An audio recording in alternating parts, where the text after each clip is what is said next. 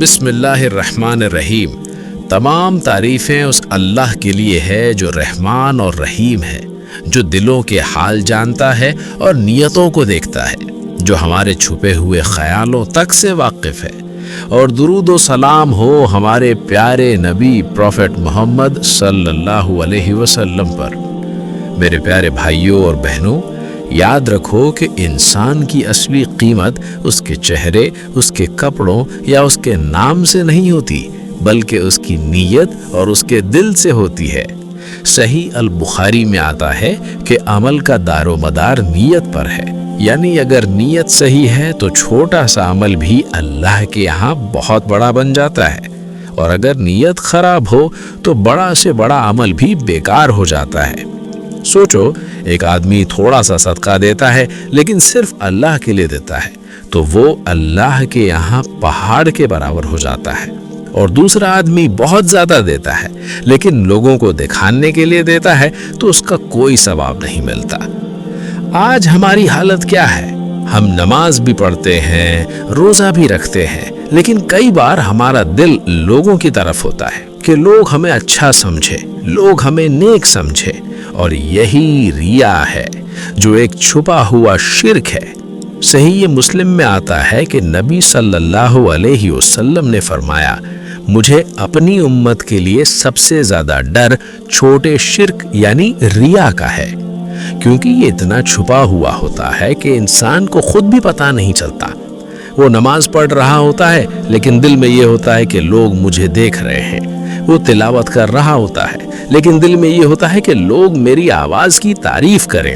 وہ مدد کر رہا ہوتا ہے لیکن دل میں یہ ہوتا ہے کہ لوگ مجھے اچھا انسان سمجھے، اور اسی وجہ سے اس کا عمل برباد ہو جاتا ہے۔ اس لیے ہمیں اپنے دل کو صاف کرنا ہے۔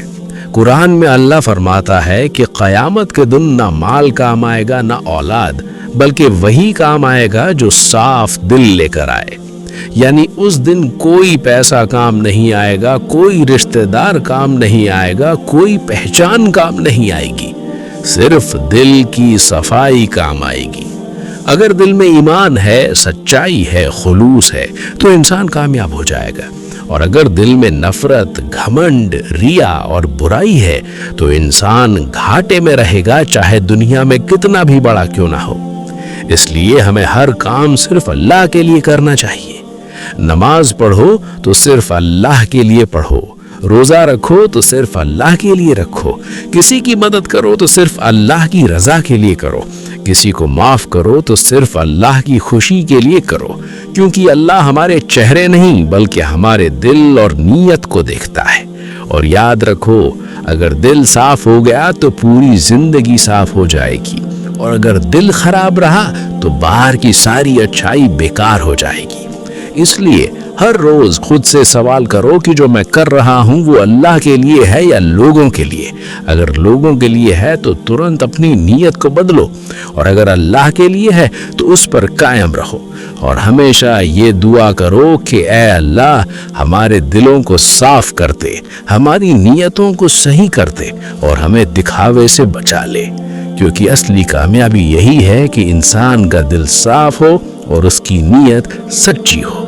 اور یاد رکھو، جس دن انسان اپنے دل کو ٹھیک کر لے گا اسی دن اس کی زندگی ٹھیک ہو جائے گی، اور وہی انسان آخرت میں کامیاب ہوگا۔